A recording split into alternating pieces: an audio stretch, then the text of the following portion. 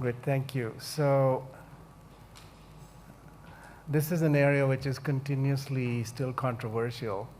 So I imagine that as we go through this, most of you will have your own ideation of how you do things, and hopefully I will leave you with some thoughts on how you might consider doing it as such. These are my disclosures. No, not anything relevant to my talk today. So I don't have a polling mechanism, but I'm assuming that there is different people in the audience. So how many of you are nephrologists? How many of you are intensivists? How many of you are nurses? Anybody else under this category? Okay, so we've got, I'd say, 2/3 nephrologists, 1/3 intensivists in the room. Okay.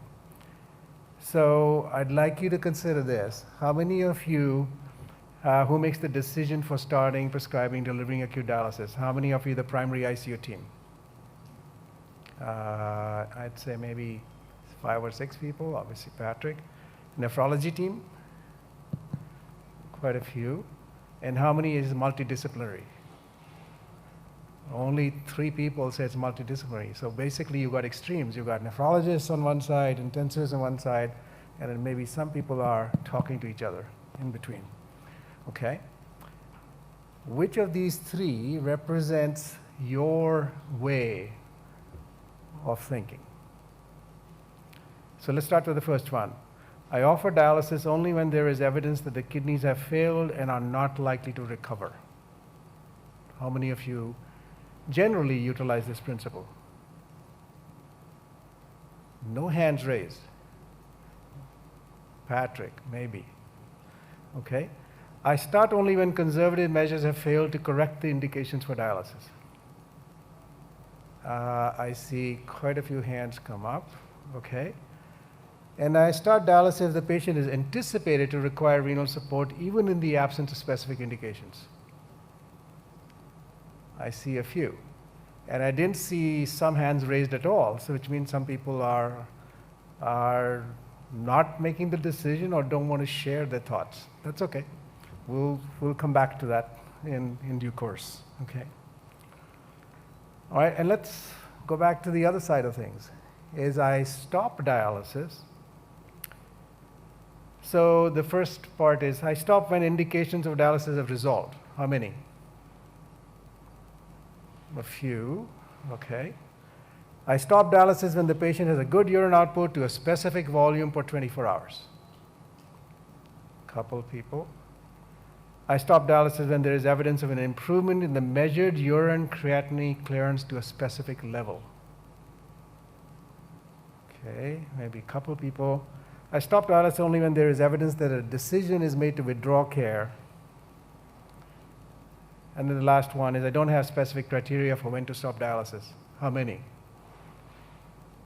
Only one person raises the hand on the last one, but most of you didn't raise your hands. Okay? Again, just showing you the discomfort in the room for questions that you deal with on a daily basis. And I think that's just representative of the fact that this is an area which is widely variable depending upon where you are, how you see your patients, and who's involved. So let's put this in perspective. This is a case.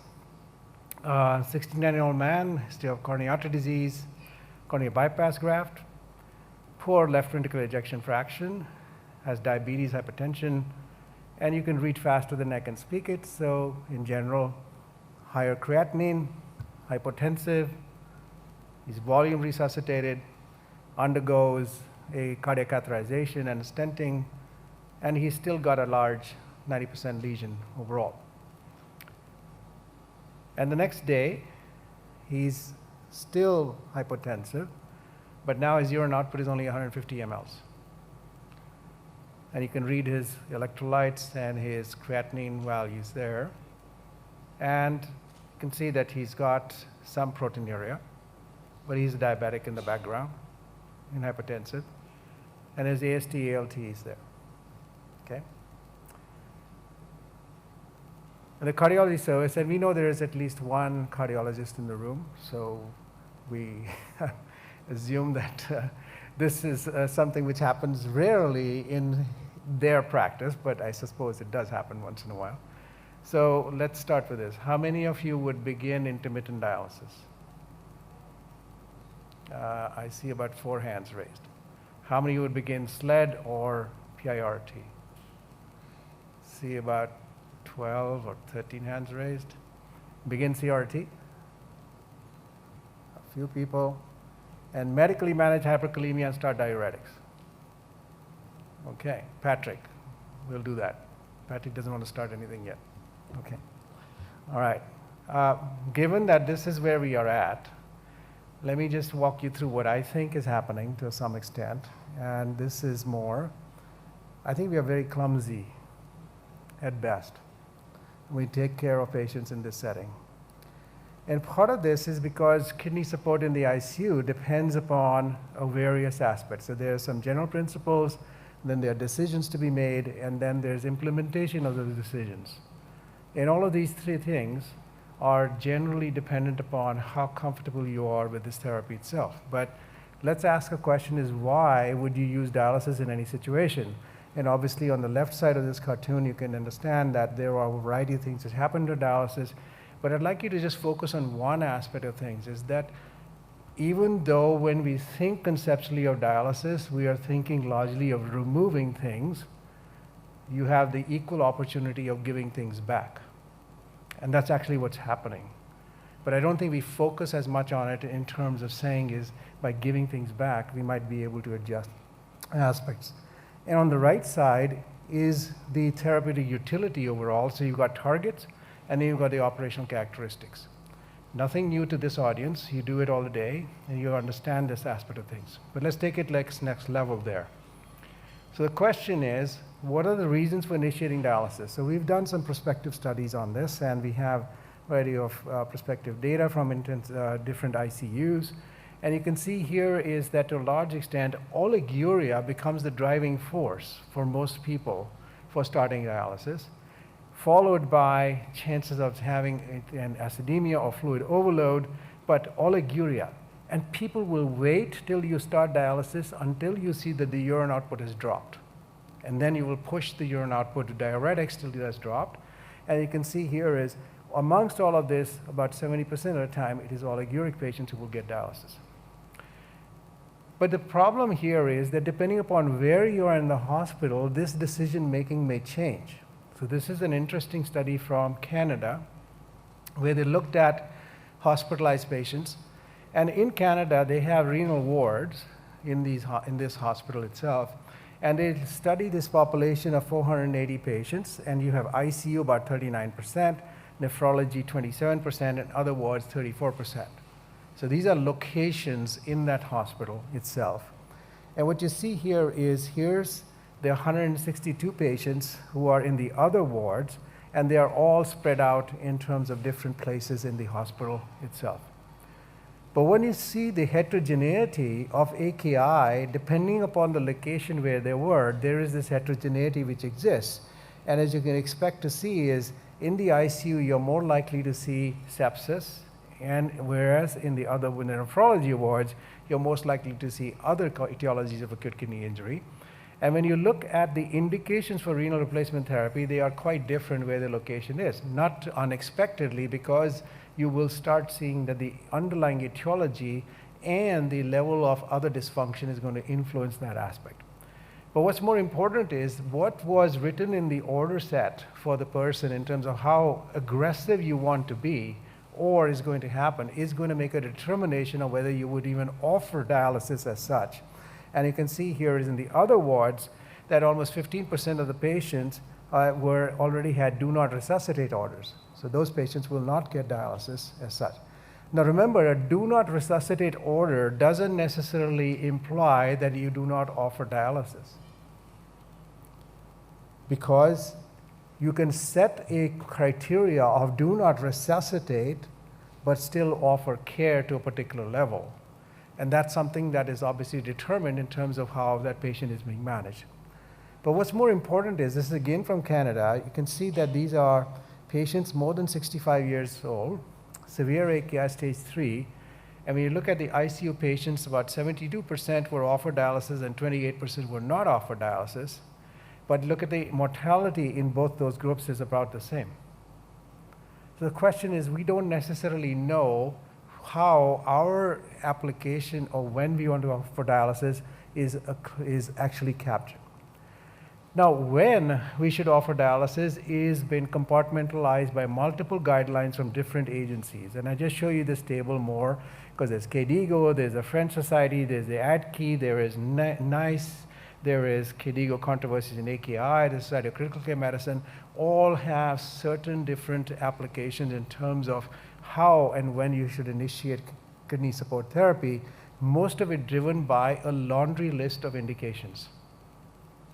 The point is, whenever these guidelines come into place, they are meant to provide guidance, but not necessarily meant to provide the only way you do things. But that's how it actually ends up being. And most of the times, this starts becoming more a question of saying is how you interpret these guidelines overall as such in terms of how they should be offered or not offered. Now, in the last 8 years or so, we've had multiple trials in terms of when you should start dialysis, and you have just listed them here: ELAINE, AKIKI, Ideal ICU, the furosemide stress test, which is done from Natajai's group, START AKI, and AKIKI 2.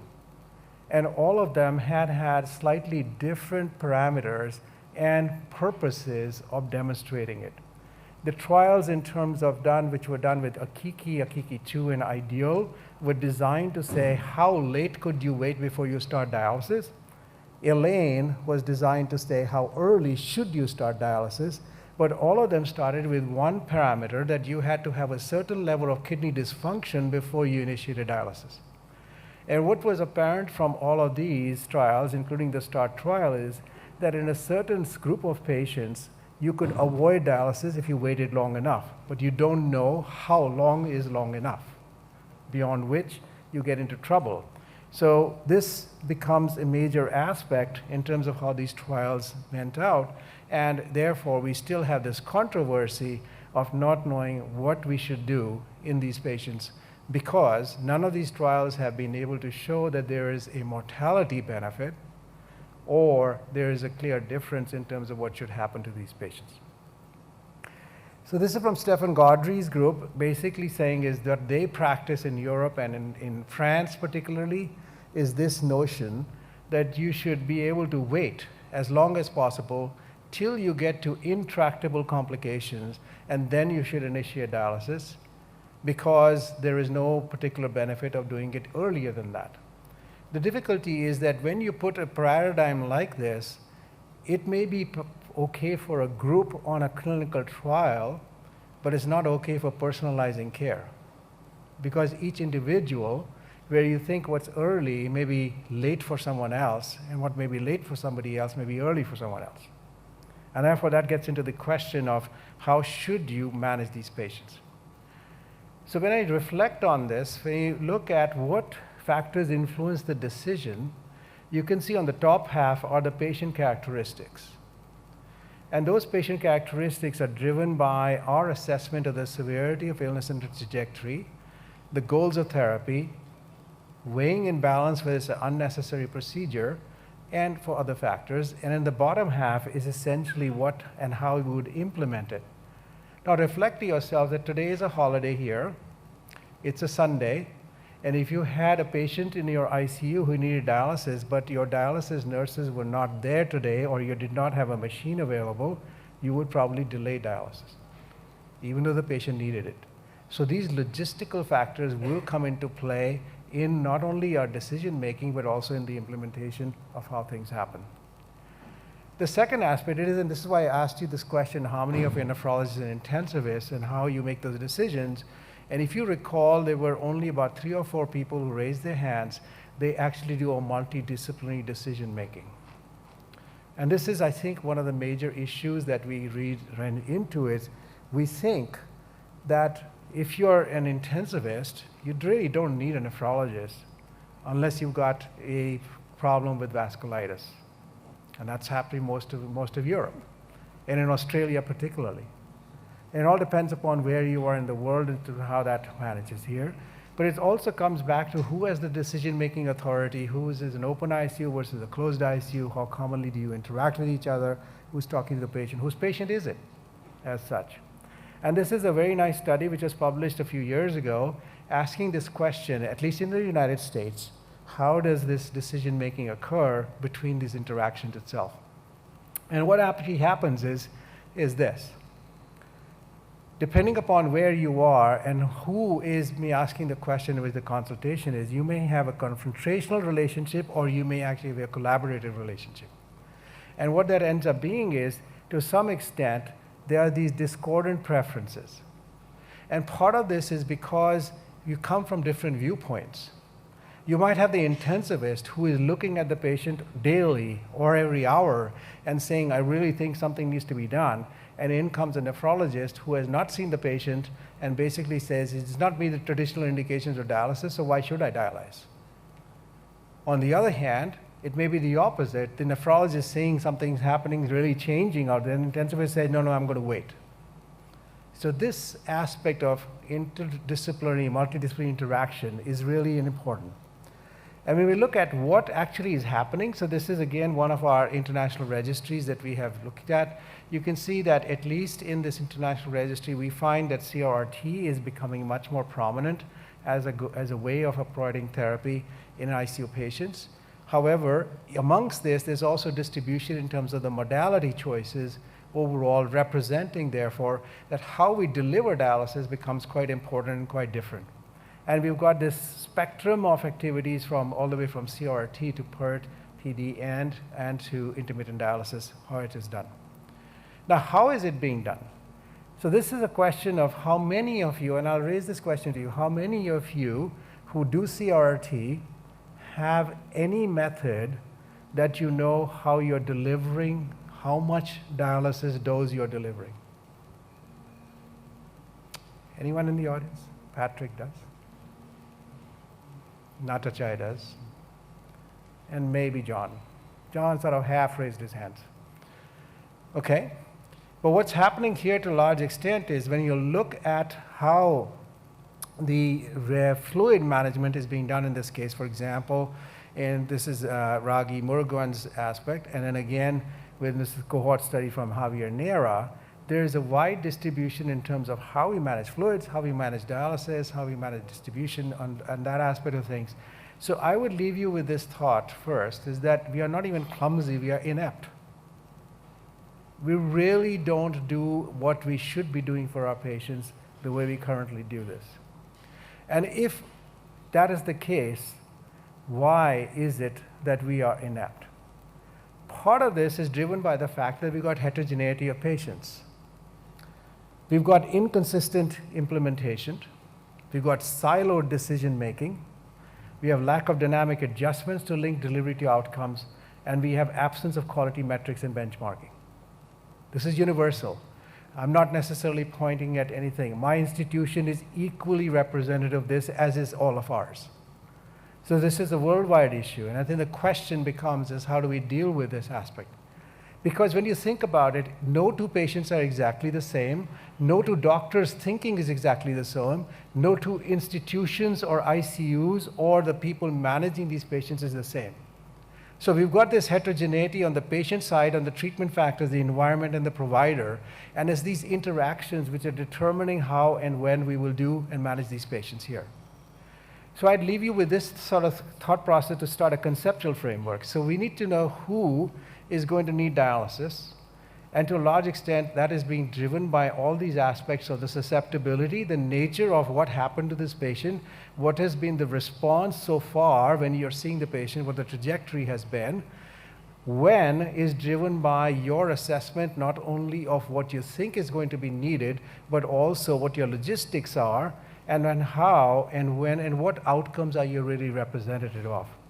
Now, your decision making is required to take into account all these things simultaneously. But remember, and I'm intrigued by this, I talk to my colleagues here, all of you, and I'm told that on average, your consult service for one of your nephrologists is generally 35 to 50 patients a day. And I ask myself, if even 50% of them in the ICU, how do you manage to see these patients, give them the appropriate time to make a decision making when you've got these complexity in front of you? And that's where we have to ask our questions is, are we doing well by our patients itself? Because the dilemma we face in each of these aspects is that if you start too early, maybe the procedure was not necessary, but if you offer it too late, maybe it is really too late that the patient would not benefit from this overall. And on any given moment, you're finding a patient on one aspect of this curve where you're asked to make a decision is, with the knowledge base, at this point in time, will this patient not need any support at all? Or if so, it'll be brief, or do they not need it at all because it is now so futile, or they are already going to get better? And that's the decision point which we need to work through in terms of how we think about it. And that leads to variation in patient selection and the duration with poor outcomes.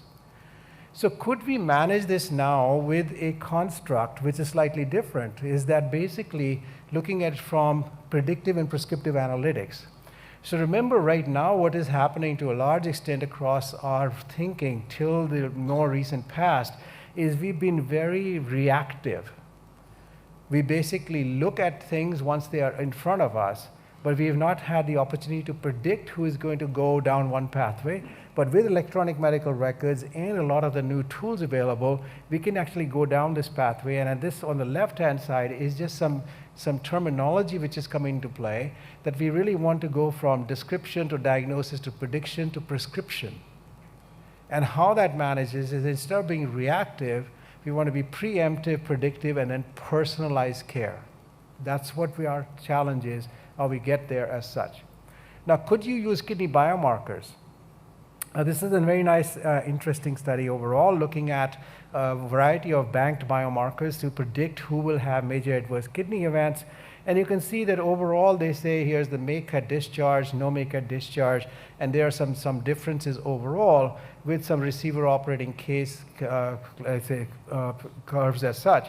But when you look at the overall meta-analysis, no single biomarker has been proven to be useful by itself to suggest that this is the person who's going to need dialysis and this is when they need dialysis. Because these are all predictions saying who got dialysis, not necessarily when, on that aspect of things. So the take-home message here is that yes, you could use urinary cystatin C, you could use TIM2 IGF binding protein, and you would have some potential, but we do not have a particular biomarker at the moment to predict that part. Could you do this with risk prediction models? And there's obviously clinical risk prediction models which have come into play, and over the last year there have been several of them published in different settings itself. And some of these are based upon what the predictions of who had acute dialysis or not, and there is a derivation and a validation model. However, and there's also machine learning models which have been put into play, but none of them so far have been proven to be really well thought through or active in terms of where we are. So I've sort of painted this bleak picture in front of you, but I think what I'd like to start with is to tell you that there's actually better ways for us to think about it and apply to your patients given where you are now. And so if you're going to improve this overall care, we need to think about it from this left side panel all the way to the right side. You want to first understand that the biology is changing and targets are changing in the patients as you see them. Every single day, every time point, they are evolving. And if you first recognize that that evolution is happening, that allows you to say that it's not as necessary to know when to start as identifying where you are in the course of that patient's trajectory. And identifying where that course is asks you to ask the question is what's going to happen next, knowing what you know today. And that's what you normally are doing with your decision making, and then understanding the role of various factors, and then devising strategies to go forward there. So what's been problematic to a large extent is the current level of studies which have been done in AKI have asked this question here is, we take AKI, and then we say early or late, or which modality or which not modality, or how much to give, or how intense it is, and you look at this influence overall. Whereas what we really want to do is to start stratifying patients into where they are, what's happening to them, and then applying the therapy for a particular stratification which is more personal for that particular need. And that aspect therefore requires that we have 4 decision points for renal support. The first decision point is, does the patient have a condition that can benefit from dialysis? So what conditions could be modified? Is this a candidate for dialysis? The second point is, does this patient need to start? So what are the driving factors? What's driving you to make that decision itself? The third aspect is the prescription appropriate and is the delivery appropriate? And then the last part is, has the patient conditions changed that warrants a transition to a different form of therapy or for stopping therapy or working through that? Now, this cycle of events is what a clinician needs to be thinking about, and most of you do. It's just done automatically. And what the point is, could we use this in a more systematic way and pull this together by asking is, who was the high-risk target populations, select the key criteria to identify them, and then redefine the intervention based upon protocols, follow the parameters to establish the response and measure success, and then identify need for de-escalation of the therapy and for change in course for additional therapy. Now, earlier today, I think that Dr. Venkatraman showed you this thing. This is something that we had published many years ago, and I've been working on for the last, I think, 15 years as a conceptual framework, is that if you think about every organ has a finite capacity, and at any given point in time, a certain amount of demand is being placed on that organ, then you could classify patients based upon the demand capacity status at a particular point in time into these categories. And depending upon where you are on that categorization, you can make a cohesive plan of when to intervene, because the higher the mismatch between demand and capacity, you only have two options. You either continue to reduce the demand or you add additional capacity. Now, where an organ can be supported with additional capacity, such as dialysis, that gives you the option to offer that component. So you're not waiting for a particular set of indications itself. So we had proposed this many years ago, and then we put it through an ADCI meeting, and this is what we came up with, essentially, that you would look at trying and see, instead of evaluating the patient only is an indication being met, you start evaluating the patient and saying is, what's the demand being placed? What is the capacity available? Is that going to change and come back to a balance? If not, they need to start. So basically, you look at the heterogeneity of patient population here on the left side, and if you put a predictive score into place, what you really want to be able to do is separate patients based upon the score into these categorizations. The patient does not need it, needs it, and will benefit, or it's futile. That's sort of the framework that we want to get to as such to make this, because that then comes down to a specific prescription. For in the first group, you watch and wait. The second one, you start. And the third one, you have a trial of therapy or a discussion with the family to identify what you may want to do or not do. And this is represented in this cartoon framework, that as you go dynamically in terms of the demand versus capacity over a time interval, you can not only adjust when to start, but which modality to give or when to transition from that aspect. And that gets down to saying is the patient ready to transition from dialysis? There's only a few time sequence of things which will require there. Has the condition changed because they no longer need it, they no longer have a benefit, or the goals of care have changed, or has enough recovery occurred, or what's the risk benefit for transitioning? And that's how you have these modalities to choose from of transitioning one to the other as you go along. But the potential reasons for withdrawing therapy are this improvement, this futility, and transitions from that.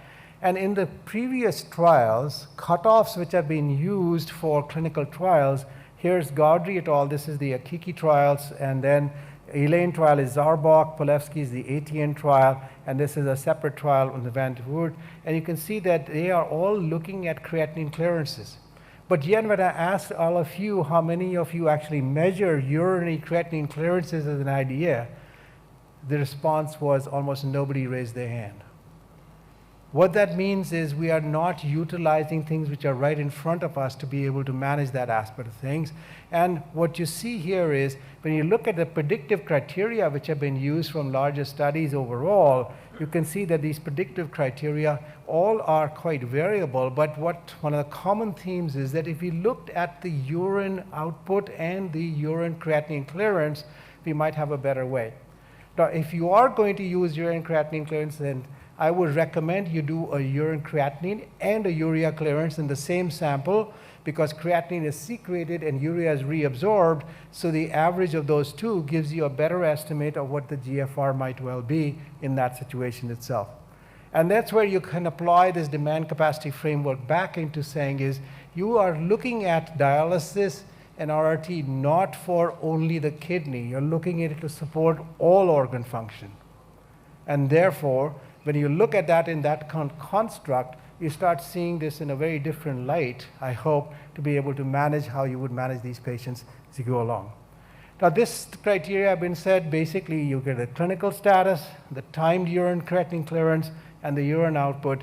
It becomes simple, straightforward framework of reference that you could use or when you might want to transition or stop therapy. Obviously, it could be personalized to each individual as such. And this therefore gets back into this 2x2 framework, is if you've got the demand capacity balance, you don't need to do anything but watch. If you don't have that balance, then depending upon where you are, you need to either continue to work on the demand and try other things, or otherwise you will actually add additional capacity, and you therefore don't have to wait for the presence of a particular indication. Those indications are there to guide you to address whether there's an imbalance occurring or not. And therefore, this will help you hopefully come down to a personalized management of these patients itself. So I'll leave you with two resources. The CRRT online website has got a lot of tools, a lot of protocols free of charge. There's lots of videos and aspects from all our conferences. Please visit this, utilize them to your advantage, and then hopefully some of you will come to San Diego. Thank you for your attention.